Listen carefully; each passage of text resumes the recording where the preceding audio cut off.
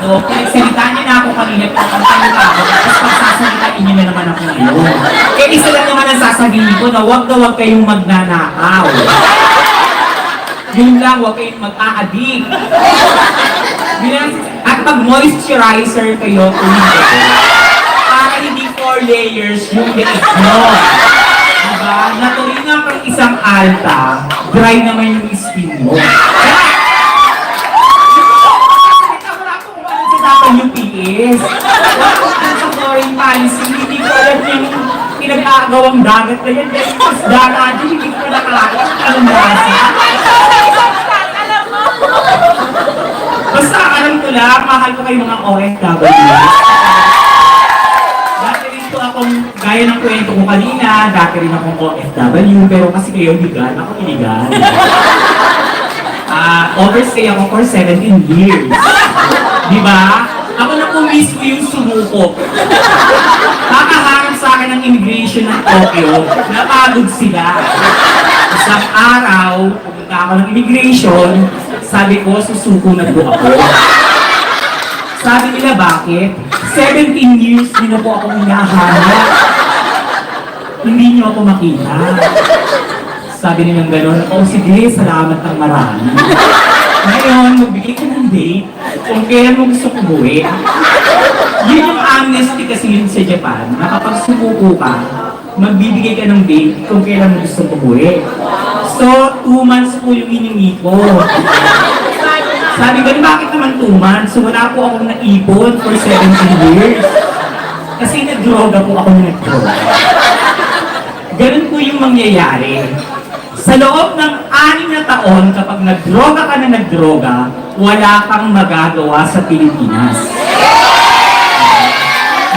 Yun ang experience ko eh.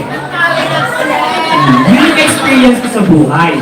For 7 years, suminghot ako ng suminghot. Suminghot ko lahat.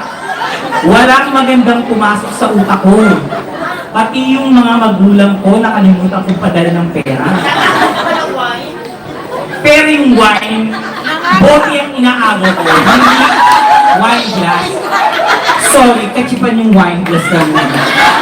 Saka ininom ko ng Moe. Hindi yun po talaga. Once na nagda-drugs ka, ako based on my experience, pokpo kasi ako sa Japan. Karamihan ng mga naging customer ko, yung dating kasi ng ganda ko, hindi pang girlfriend, pang tabi. Pang mistress. Pang mistress. Tapos karamihan ng mga nanliligo sa akin, mga yakuza, mga mafia.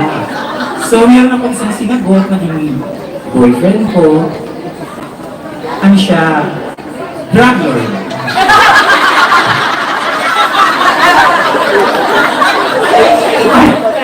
Kaya siya yung sinagot ko, libre. Hindi na ako bumibili. Pero sa totoo lang ko ha, walang mananalo sa droga. Yes! Walang panalo sa droga kundi yung pusher. Yung nagbibenta. Ana Amboy, hello! Yung presidente, kapag presidente ka, dapat hinay-hinay lang.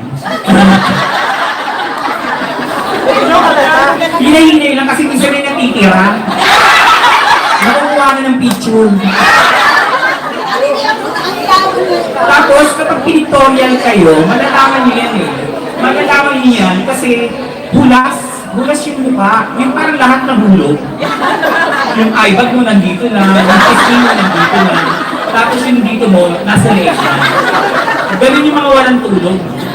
Based on my experience po ito ha. Pero kasi ako, ang amats ko, kapag nakaganyan ako, naglalagay ako ng moisturizer sa mukha. Tapos nagbababad ako sa bathtub. 24 hours. Kaya malambot ako eh. Tingnan niyo yung butod, matigas. Saka maitim yung tuhod.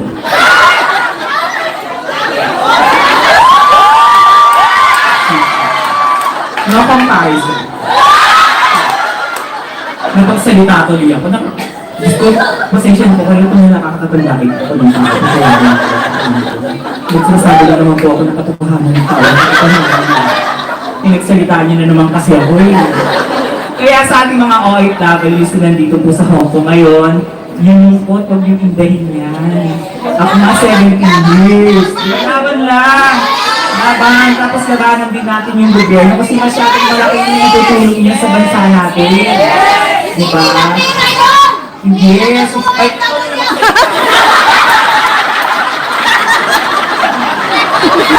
naging komibara.